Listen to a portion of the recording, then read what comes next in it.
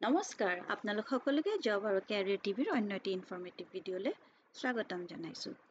আজিৰ ভিডিঅ'টোত মই আপোনালোকক দেখাম ইনকাম টেক্সৰ ফালৰ পৰা কেইটামান ভেকেন্সিৰ কাৰণে এডভাৰটাইজমেন্ট আহিছে সেই বিষয়ে। আপোনালোকে ভিডিঅ'টো শেষলৈকে চাই থাকিব, কেনেকৈ এপ্লাই কৰিব লাগিব, কি আৰ্হতা লাগিব, কিমান স্যালাৰি আছে, সকলোবোৰ মই ভিডিঅ'টোত আপোনালোকক জনাম। এতিয়া চাওঁ আহক আমি কি ভেকেন্সিজ কাৰণে এই এডভাৰটাইজটো আহিছে। প্ৰথম যোনটো ভেকেন্সি হ'ল সেইটো হৈছে টেক্স এসিস্টেন্ট। ইয়াৰ কাৰণে 8টা ভেকেন্সি আছে আৰু এটো লেভেল 4ৰ পোষ্ট হয়।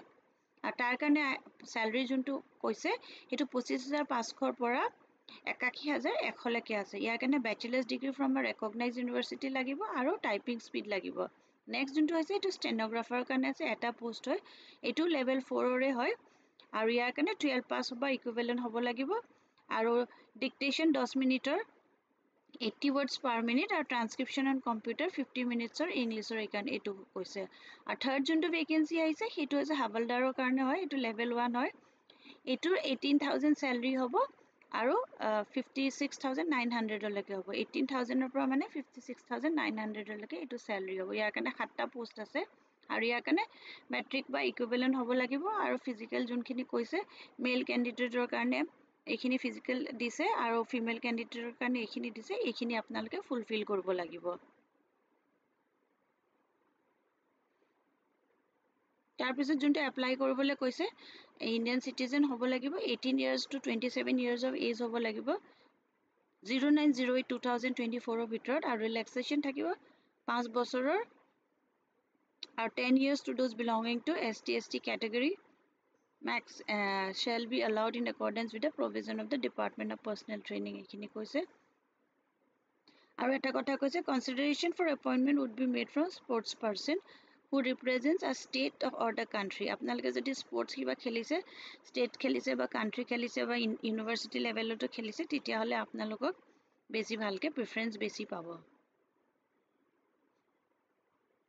আৰু এইখিনি দিছে কোনখিনি স্পোৰ্টস কনসিডাৰ হৈছে আৰ্চাৰি, এথলেটিক্স, বেডমিন্টন, বল বেডমিন্টন, এইখিনি গোটেইখিনি এবাৰ চাই ল'ব। ইয়াত 24টা স্পোৰ্টস দিছে, ইয়াৰ ভিতৰত যিকোনো স্পোৰ্টস যদি 24টা নহয় সৰি 57টা স্পোৰ্টস দিছে, ইয়াৰ ভিতৰত যদি যিকোনো স্পোৰ্টসও আপোনালোকে খেলিছে তেতিয়া হলে আপোনালোকে প্ৰেফাৰেন্স পাব।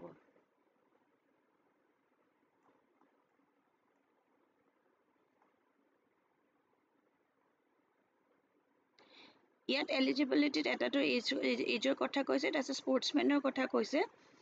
যদি আপোনালোকে কিবা স্পোৰ্টস খেলিছে তেতিয়া হলে আপোনালোকক বেছি প্ৰেফাৰেন্স দিব। আৰু স্পোৰ্টসৰ এখন গোটেই লিষ্টখন দিছে কিমানখিনি কি স্পোৰ্টস আপোনালোকে খেলিলে প্ৰেফাৰেন্স পাব। ইয়াত 65টা স্পোৰ্টস আছে, যোগা আসনাও আছে ইয়াৰ কাৰণে।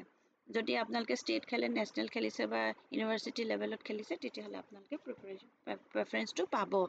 আৰু এই এপ্লিকেশনখন পঠিওৱাৰ যোনটো লাষ্ট ডেট হৈছে সেইটো হৈছে 9 আগষ্ট হয়, কিন্তু আমাৰ যে নৰ্থ ইষ্টৰ যোনখিনি ক্যান্ডিডেটস আছে সেইখিনিৰ কাৰণে 19 তাৰিখলৈকে দিছে ডেট।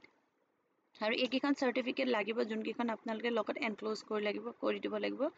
মেট্ৰিকৰ বা SSC certificate, educational qualification, caste certificate, স্পোৰ্টসৰ যদি দিব NOC এইখিনি। আৰু এটা মই বস্তু দেখাই দিছো ইয়াতে আপোনালোকে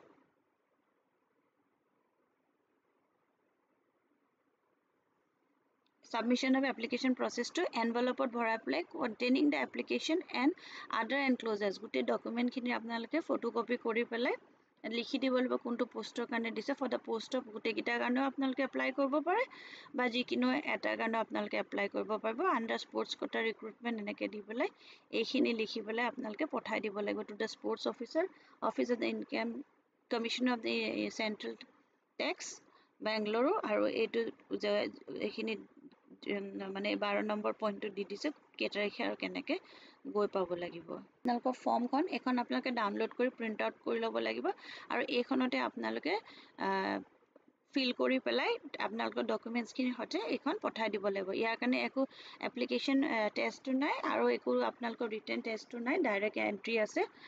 সেইকাৰণে আপোনালোকে পোষ্টৰ কাৰণে এপ্লাই কৰি দিব পাৰিব। যিহেতু এইটো ইনকাম টেক্স ডিপাৰ্টমেন্টৰ পৰা আহিছে, এইটো এটা খুব ভাল অপৰচুনিটি, চেন্ট্ৰেল গভৰ্ণমেন্টৰ চাকৰি হয় আৰু এলিজিবিলিটি বাস 10+ হ'লেই হ'ব, 10 পাছ হ'লেই হ'ব। সেইকাৰণে আপোনালোকে এইটো কাৰণে এপ্লাই কৰি দিব পাৰে।